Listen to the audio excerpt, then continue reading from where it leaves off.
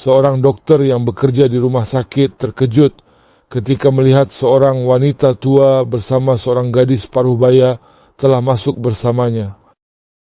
Gadis muda ini memperlakukan wanita tua itu dengan kasar. Dokter pun berkata kepada gadis muda, "Bertakwalah, sabar, dan perlakukan ibu mertuamu lembut."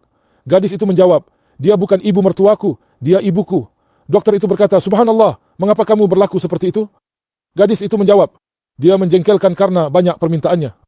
Namun, dokter itu memperhatikan bahwa ibu tersebut adalah wanita yang baik. Maka dia berkata, "Baiklah, aku akan membantumu dan akan membawanya bersamaku." Dan benar saja, sang dokter membawa wanita tua itu. Dan subhanallah, dokter ini hanya tinggal bersama ibunya dan dia memperlakukan wanita tua itu seolah-olah dia adalah ibunya sendiri. Subhanallah.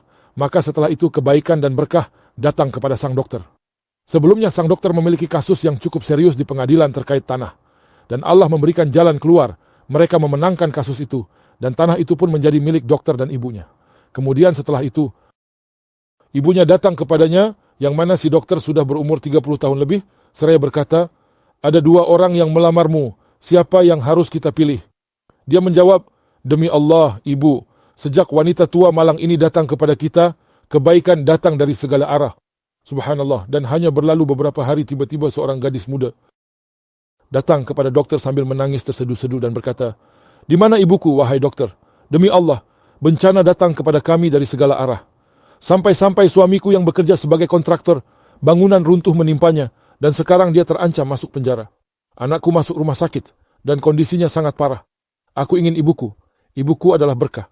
Ibuku membawa berkah dengan kehadirannya." Kemudian ibu itu datang dan memeluk putrinya, dan memutuskan untuk tinggal bersama mereka.